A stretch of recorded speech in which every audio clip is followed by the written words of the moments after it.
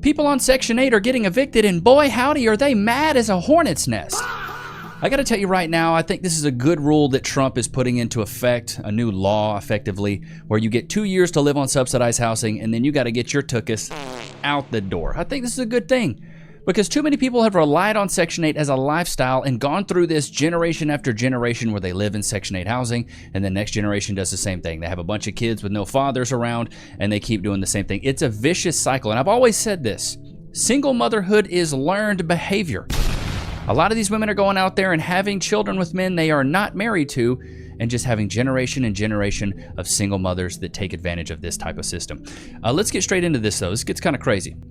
Amid a nationwide housing crisis, the Trump administration is pushing to impose a 2-year time limit on Section 8 vouchers and public housing. A study from New York University warns that more than 1.4 million households could lose assistance. Landlord groups also say the plan could lead them to stop accepting vouchers altogether. Critics say the policy could worsen homelessness nationwide. Bro, in my opinion, there's already a lot of homeless people. I live in a small town. Like, chat, put a 1 in the chat if you've seen this. I've seen more homeless people recently than I ever have.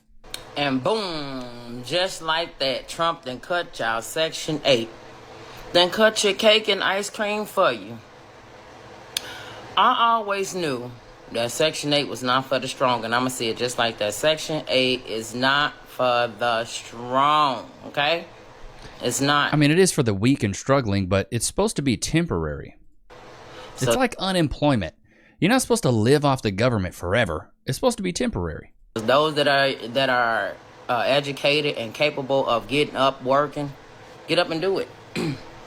I knew a long time ago when I tried it, it wasn't for me because they tell you how comfortable you can be. How comfortable you can be. I'm not with the program. You're going to go tell me how comfortable I can be. Okay? It's only to get up the ladder. So when I dropped down the ladder, I used it to pick myself back up the ladder. And baby, I'll tell you one thing, I won't be blinking back at the government. They won't tell me what to do and how to do it and how to determine how comfortable I'm going to be. That's bullshit and do. See, I agree with her. Like, you use it when you're down and then you get up. Lord have mercy. This chick right here, I don't know if she's pure satire, and I think a lot of her account is rage bait. I really do. But to me, there is some validity in what this woman talks about. I almost biggity bet you there's some woman out there that actually is doing this, but she's online actually saying it. So my landlord just left my house. I get a knock at the door. It's Saturday, a little bit before noon. I open it. It's my landlord. I'll let her in. She hands me this. She's giving me 24-hour notice that Section 8 is not paying my June rent tomorrow. Rent is due tomorrow. $1,100. She might be rage bait, but there's one thing you can't fake. It's that face. Shots fired! Donde está your top teeth? $1,100. She expects me to come up with. Because they are no longer paying my rent, I have to pay it. Out of my pocket. I don't work. I'm not going to work. I will never have a job, ever. Whoop-de-doo. How does the government expect me to keep a roof over my 6 kids' head without Section 8? That's a lot of Just kids. because I've been on it for 13 years doesn't mean I don't need it anymore. I need it now more than ever. $1,100. And you expect me to come up with that in 24 hours. Or I have to get out. So pretty much, I'm going to be out on the streets. Because there's no way I can come up to $1,100. She's a runner, she's a track star. A face only a mother could love. Shots fired! Like I said, even though this is more than likely satire, this woman is not for real.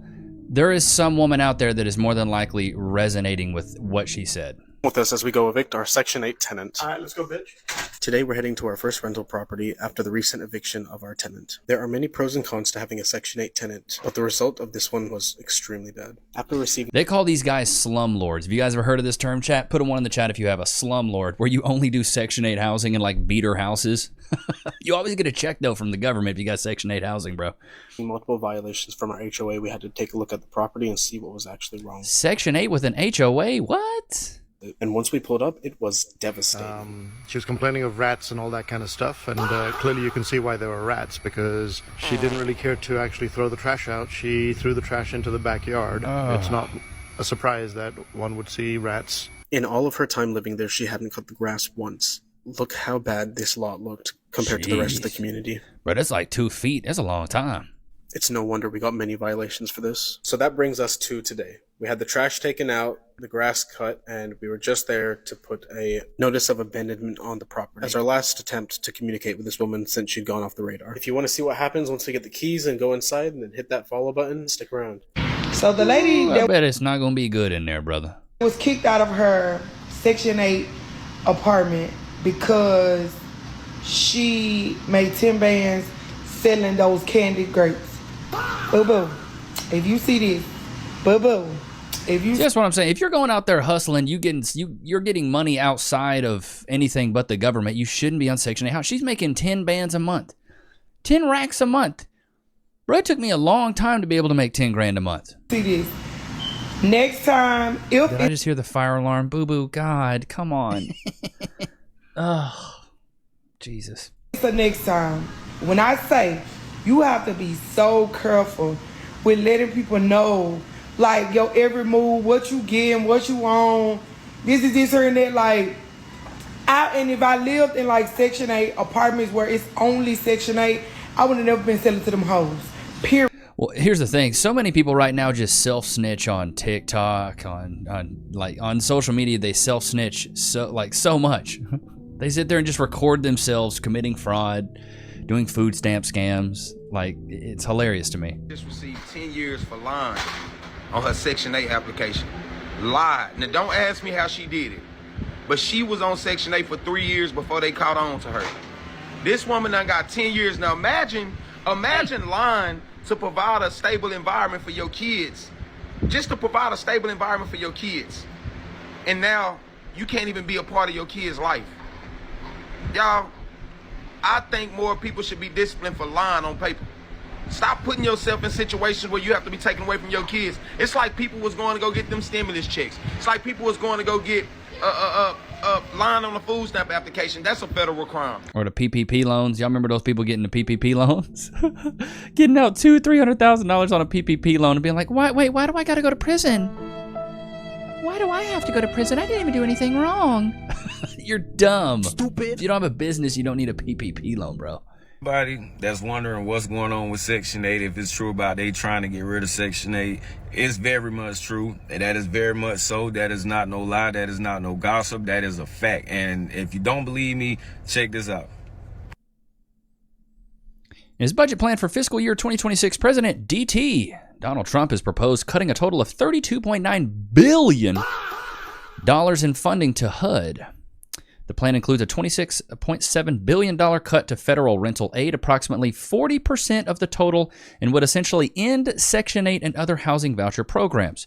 Instead of providing aid at the federal level, the budget proposes creating a grant program to send rental assistance funds to states. It would terminate many federal regulations, incentivize states and the private sector to provide affordable housing and work in tandem with efforts to open public lands to development.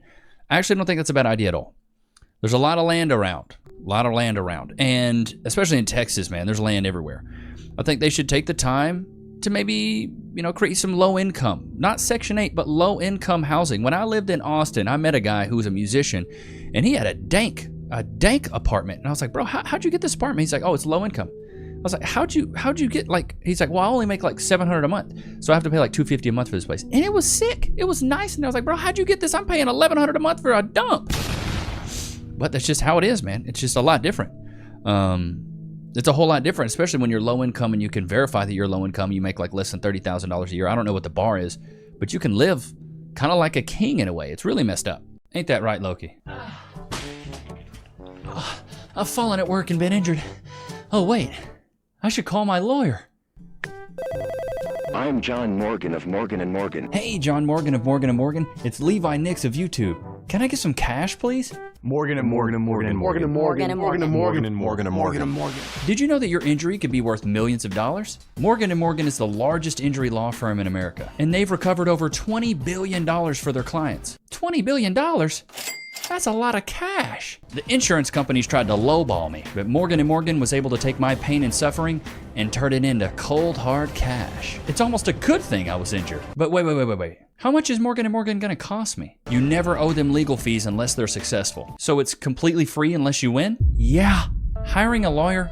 That sounds like really difficult. It's actually super easy. You can just go to their website, and in a couple clicks, you can find out if you have a case. And you can literally do it from your smartphone. And remember, there is only one Morgan & Morgan. Wait, but it's two names though. How is it? Give me the script. Oh, both their last names. Okay, I get it. Okay, roll it. You can start your claim today by going to forthepeople.com/Levi, found in the description below. So if you're injured, you can trust Morgan & Morgan. Oh, Loki Bear, my little boy. Free. Wait. Free. Good boy.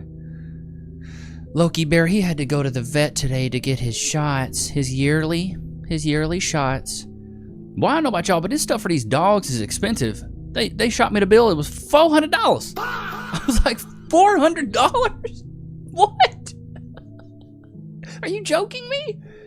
For 2 shots? And some I think they call it Simparica trios, like for fleas and stuff like that. I was like, boy, how this stuff is expensive. These people out here are getting Section 8 housing for the low. I'm over here paying $400 for a couple shots and some edibles. Bro, it was crazy work. Let's get back into this. Getting no job. If you go get a job, they're going to take my Section 8. Then you won't be able to get no Section 8. You're not going to get no job. They're going to count your income against my Section 8 and my link card. You're not working. No. This is the entire problem with this mentality right here. They say you shouldn't work so you can get Section 8. Like, this is horrible. Like, chat, put a 1 in the chat if you agree. To me, this is terrible. This is such a bad idea. Because it encourages people to not work. It encourages people to sit on their tuchus holes and their balloon knots and do nothing. So I don't care what you got to say. I don't care how you feel. You're not working. You're not going to get a job. You're not going to school. You're not doing none of that shit. But, Ma, I'm saying how I'm supposed to be successful in life, Ma. So you basically telling me I gotta be broke to be successful? I gotta be broke so I can get Section 8? You gotta be so broke so the government can help you. So the government can help me? So you telling me I can't work no job, bro? Like, that's like all my friends got jobs and live in nice houses. So you telling me I got to go through the same thing you went through? If you to have a don't house? do any of that, they're going to take my Section 8. How? And I'm Won't they trying be to tell like? you Won't that they you be? can go get yours at ease. You can go get a They will. nice house. No, they will look at that and be like, he's doing something and give me a bigger house, Ma. That's what you taught me. Where I'm gonna go? I don't have no job. I can get off your Section 8 and apply for my own Section 8. But if you do that, you're gonna have to go the hard way. It's gonna take long. So what? That's what I'm saying. Well, she doesn't want him to move out because he's a dependent and she's getting a bag for him being there. I don't know how old this kid is. But this is this problem. I told you guys it's generational. This stuff is learned behavior. Somebody taught her. Get on Section 8, find you a nice apartment, go get you a link card. You will be fine. You don't have to. Hey guys, so I just seen another video, and the lady was basically talking about how like Section 8 is a trap, like how it ruined her life. And I 100% agree. actually had this conversation with my mom. So we was talking about how Section 8 is like a trap to keep you like dependent on the government. Duh. It's just like single motherhood right now. We've subsidized single motherhood where women would rather marry the government than marry a man. Isn't that sad? But think about it though. A lot of these single moms go, well, if I have multiple baby daddies, I can get a fatter check. That's a horrible mindset to have. In my opinion. Put a 1 in the chat if you agree. Horrible mindset to have. If I have multiple baby daddies, then I can get multiple checks, because the thing is with how the law works is you get 20% of a man's income typically. So if you're getting 20% of 5 different dudes, boy howdy, you in the monies. You in the monies. But if you have multiple kids by one man, you're still only getting 20% of his income. So it's in a woman's best interest, single mothers especially, to have multiple baby daddies. That's bad, because single mothers typically do a really bad job raising children. A really bad job. I pull this study up probably, I don't know, maybe once or twice every month or so. But I'm going to show you guys. So this is from fixedfamilycourts.com. This is from fixedfamilycourts.com. 63% of youth unalivings from fatherless homes. 90% of all homeless and runaway children are from fatherless homes. 85% of all children who show behavior disorders come from fatherless homes. 80% of R-words with anger problems come from fatherless homes.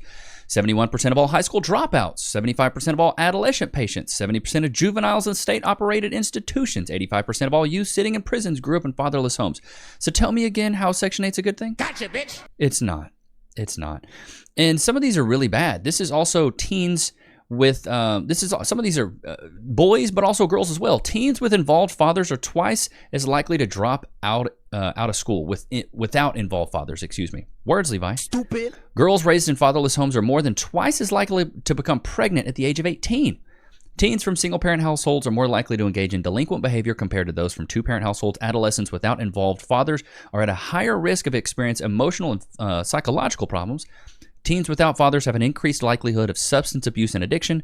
Fatherless teenage boys are more susceptible to involvement in criminal activities, and girls from fatherless homes are more vulnerable to being lured into exploitative situations outside the family. Section 8 is just another gateway to this, though. It is a proponent. It throws fire on the flame for single mothers to leech off the government. They see it as a good thing. Don't go get a job. I'm going to stay on Section 8. This is horrible. That's why I'm bringing light to this. In poverty. Because, you know, like, when you have Section 8, you got to make a certain amount of money. Like, you have to make a certain amount to stay there. Like, you got to be broke. So, a lot of people get in Section 8, and they're, like, so used to it. Like, they enjoy having all their free stuff. And, like, who wouldn't, like, in this day and age? But you got to think, like, they get... I don't like anything. I don't know about you guys, chat. Put it one in the chat if you agree. I don't like handouts. I don't like owing people. I really don't like owing people. I don't like free stuff. Now, if it was the case where I couldn't work, I was disabled, I was mentally disabled, something where I physically was unable to work or mentally unable to work, words, Levi, Stupid. then I think it's okay if you have a disability or something. But, sorry, I got a mustache hair there.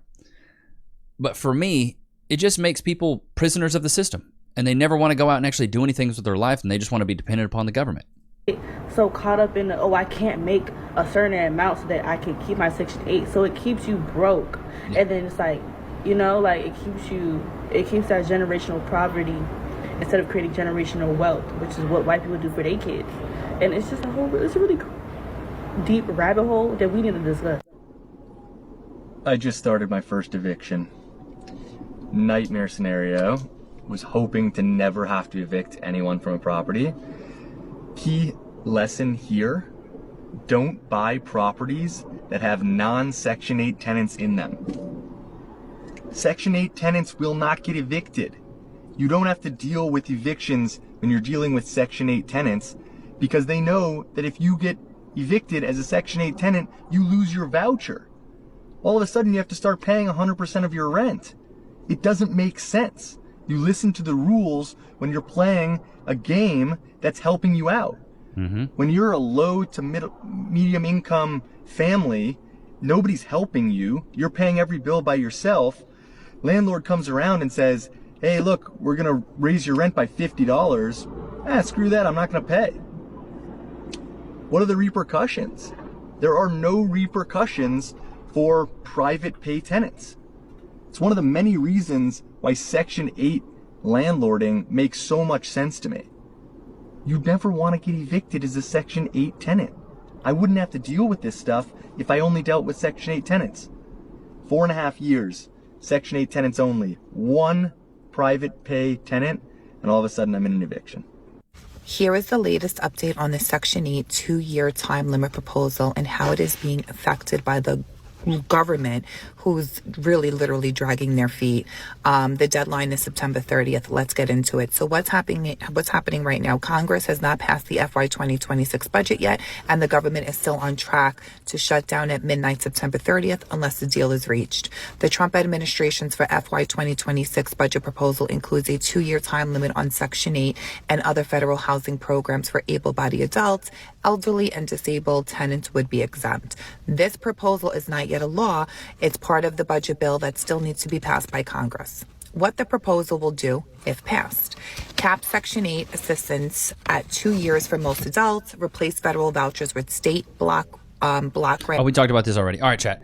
And now I have some meltdowns for you guys. I love these. These are the best. This is what this is all about, chat.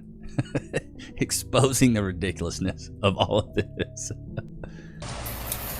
In 2 years, I'm going to lose my housing. All because the guidelines for Section 8 have changed since you-know-who got into office. Trump. They're saying that if you have a child that is school-aged, meaning if you don't have to stay home with your child, you have to be able to obtain employment, have a full-time job, and you cannot be on Section 8 past 2 years unless you have a disability. Oh, no. Can you believe that? Can you believe that? You're an able-bodied American, and the president's like, you gotta work. Brutal, dude. I believe a lot of us that watch and that are here right now. Put a 1 in the chat if you got a job. Put a 1 in the chat if you got a job. A lot of us work, man. Not a lot of people. I feel like a lot of people that watch this channel, at least, aren't on Section 8. I may be wrong, but put a 1 in the chat if you got a job. And if you do have a job, let me know in the comments what you do for a living, and also let me know in the chat. Can you believe that? God forbid I have the stress of being a single mother, right? That seems like that's self-inflicted there, buddy boy. Shots fired! You did that yourself. You know? You didn't have to let that guy bust in you, but you sure did. Right? I have to depend on the government to help pave my way because it's really hard raising a child on your own. When the You're not supposed to do that. Where's the dad at? She's a runner, she's a track star. Government is pretty much your baby daddy, you know? That's why I say they marry the government and single motherhood is subsidized. I told you guys, chat. You know you're going to get that check every single month. You know it's going to hit every single month, so you don't have to stress about it. And now, in 2 years, I'm not going to be able to use the government assistance that I need. Whoop-de-doo. Get a job, dude. How about that? Get a job. Everybody else has to pay bills. Everybody else has to work. Get a freaking job. I don't feel bad for these women. Is it bad? Am I insensitive, chat, for not feeling bad for these women? Am I insensitive? This is an atrocity that just happened. Clip is too quiet. Sorry, you're gonna get skipped. There was another one here I had. All right, let's see here. Some of these are absolutely ridiculous. So let me tell you, I work with Section 8 all day, every day, okay? And what really chafed me today is this girl who is a nurse who has turned down several jobs because she would no longer get her housing voucher. She's been on housing for 18 years now, could fully support herself 10 years ago. But because housing was going to buy her a new house and put her name on it, she didn't want to work. So she just worked a little so that she could get her brand new house. And so this month, she's getting a brand new house built for her, put in her name, when the whole time, this whole time, she had the capability of affording it herself. Just really chaps me. Just really chaps me. Well, yeah, and it pisses me off because we got a lot of hardworking people that watch, and I consider myself a hardworking person. And I just don't get why us as the hard workers, we get taken advantage of, and then our money ends up going to people that look like this. Shots fired! Shrek with a septum ring. Yeah, a bunch of people are asking why we're getting evicted, and it's because we're disabled. We can't keep jobs, and... Chat, call me insensitive here. If I am. If you have the energy, the mental fortitude, and the mechanics to be able to record a TikTok or go get your nose pierced, I think you can work a stay-at-home job. Am I way off base for thinking that, chat? We missed rent multiple occasions, multiple months, and I always paid half, and I didn't send my half this month, and I thought I did, and that was their last straw. And now you're cooked, back to the streets. You know what I mean? It's so, sorry, the volume is just not loud on some of these, so I'm like, it needs to be a little louder if we're gonna listen to this and react to it. But yeah, we've seen subsidized single motherhood where people feel empowered now. They feel empowered to live off the government. They go, why would I want to work? Why in God's green earth would I want to work when I can sit at home on my tuchus and do nothing? That's what I should want to do, right? I love this guy. I think this is Anton Daniels. Have too many people sucking off the government. I've talked about this before. I work with Section 8, okay? I have tenants that fall behind throughout the year. And so we know around tax time, those tenants that are on Section 8 will file their taxes. And meanwhile, they're on SNAP benefits. They pretty much have reduced or free rent. And a lot of them are on Social Security because they're able to get like death benefits or this, that, or whatever, that's been perverse. It was supposed to be for retirement, and our politicians were like, yeah, bro, I don't see how you get Social Security as somebody who's under 65. By the time I'm old enough to get Social Security, it's gonna be like, here's your change, here's your little spit's worth.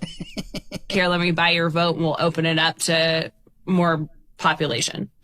And they don't contribute like financially or productivity, nothing. And at tax time, I know I need to reach out to them and say, hey, you've got this balance. I know you're filing your tax return, and they're going to get a fucking rebate. That's crazy. They get money back after the federal government pretty much pays for a majority of their living expenses. Insane. And so we've got a whole bunch of people that are able-bodied, can work, choose not to, and are sucking off of the system. That infuriates me too, because there's so many people that work so hard, and it's us, or guys like me and you, and ladies like me and you. Ladies like me and you. Levi, what are you trying to say? Y'all know I'm stupid. Stupid. But it's people like us, the hardworking average Americans that are putting in our effort, paying our taxes, that is just paying for other people's living, paying for other people's food. Like, I want my money to go to like better roadways. Can we get rid of all the potholes? Can we get rid of like the bad roadways? Like, I don't even live in a great part of the neighborhood. I'd love a curb. I ain't even got a curb on my street. Chat, y'all think I'm living large doing this YouTube stuff. I'm not. There's one bit of advice I can give you, man. Is when you start making more money or you get a better job, don't inflate your lifestyle. Keep it the same. Keep your expenses real low. I live on the same money that I was living when I worked corporate. I'm living on the same money. I just got more time. Don't inflate your lifestyle. I'm wearing the same clothes I was wearing when I made videos 1.5 years ago. You know what I mean? I'm not doing nothing crazy.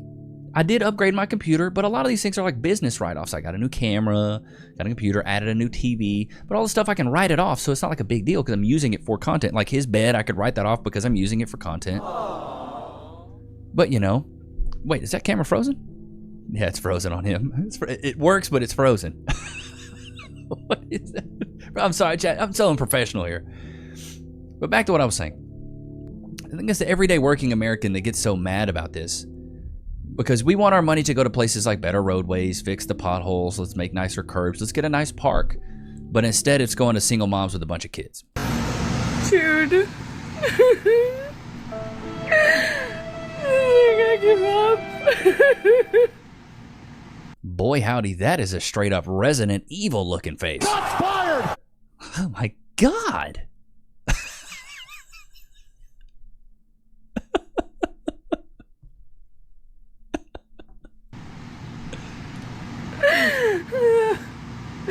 I have worked so hard, literally. I went to to school for 10 years for a higher education that doesn't do me any good. Yeah, because you need a high-income skill. A degree. See, this is what I don't get, man. A degree doesn't mean you have a high-income skill.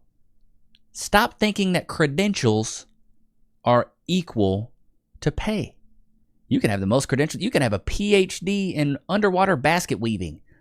Who cares about that PhD? It ain't gonna pay you nothing. I've been working 2 jobs in restaurants for 2 years.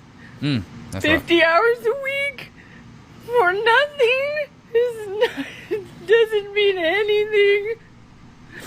In fact, I'm getting evicted next week after my son almost died in the end of March with diabetes. And now he has type 1 diabetes. Okay. Type 1 is different from type 2. And dealing with that, and then my grandma had a stroke 10 days after that.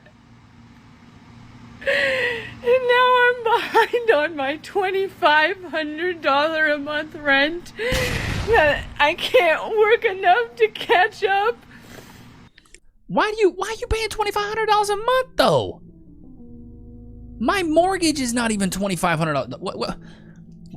$2,500. Dude, even when I lived in Dallas and I live in downtown Dallas, my rent was $2,200 a month, and that was high.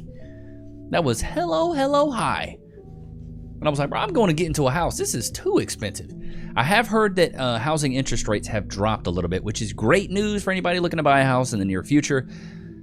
$2,500 a month. Chat, let me know how much your rent is or how much your mortgage is. I bet we got a lot of older gentlemen and ladies that watch. I bet some of y'all got locked in at that 3%, huh? You lucky, huh? I got locked in at a 2.5. Oh, for me it was just a 3. Got a $500,000 house, 2%. Boy, some of y'all so lucky. Some of y'all so lucky. The rates are now, I think, are high 5s, maybe high 5s. But brother, man, rent be. Where, like, that's why I'm saying, where do you live? Where are you staying at where your rent is $2,500? You got a penthouse? Why are you paying that much in rent? $2,500 a month? I got a buddy he's pretty well off. He's a software engineer. I think they pay like $2,750 or darn near $3,000 a month. I'm like, bro, you might as well buy a small starter home or something. But that's why I moved to a smaller area. Got a cheaper house, a 3.2, 1,200 square feet. It's nothing crazy, chat. It's a starter home at best. But I knew if I got a cheap house, I could pay less in a mortgage than I would in rent. And I guess what? I could get ahead. So here was my philosophy when I moved to a small town. And it's not exactly a small town. It's like maybe 140, 150,000 people. I live in Abilene, Texas, for anybody wondering. It's in West Texas. But I moved here because I wanted to get ahead. I heard Jim Carrey say a quote. He's like, you can either suffer now or suffer later. Like, if you want to suffer now, you can get ahead and then you can take it easy later. Or you can, take it easy now and suffer later. It's like there's a Polish Olympian that has a quote that says, hard choices, easy life. Easy choices, hard life. Shibadanaya should have bought a Honda, put it on a t-shirt. So I combined that ideology and also thought about Goku in Dragon Ball Z when he went to the hyperbolic chamber. Let me look up the details of the hyperbolic chamber, just so I'm speaking. Hyperbolic chamber. Dragon Ball Z. Details. Let's see if I can find out. Okay. The hyperbolic time chamber, or room of spirit and time in Dragon Ball Z, is a separate dimension where time passes 365 times slower, allowing for a year of training to equate to just 1 day in the real world.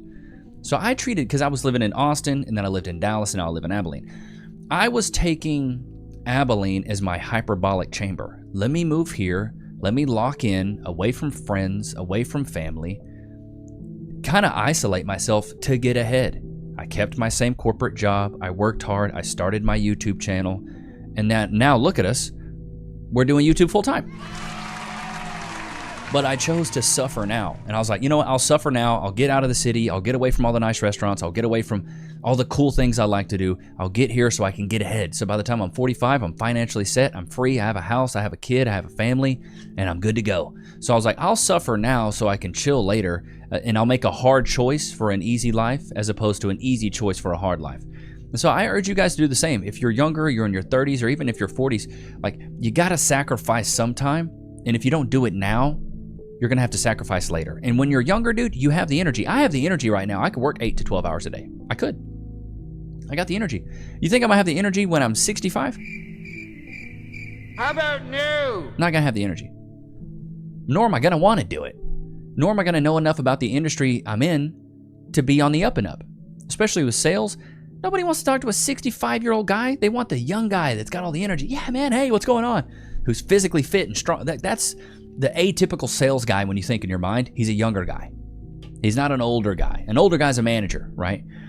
I didn't want to be a VP of sales. I didn't want that to be my career trajectory. I wanted to do something where I gave back to people, and this was a perfect moment. This kind of mixes my sales methodology with also my teaching background, and it came into one. And then I can also be stupid with you guys. Stupid. I don't even know if the Loki camera works. It doesn't, but you can kind of see him. But I hope you guys enjoyed today's... God, it's so stupid. I hope you guys enjoyed today's episode. Don't forget to like, comment, subscribe. It was good to have you guys out, man. Until next time, peace.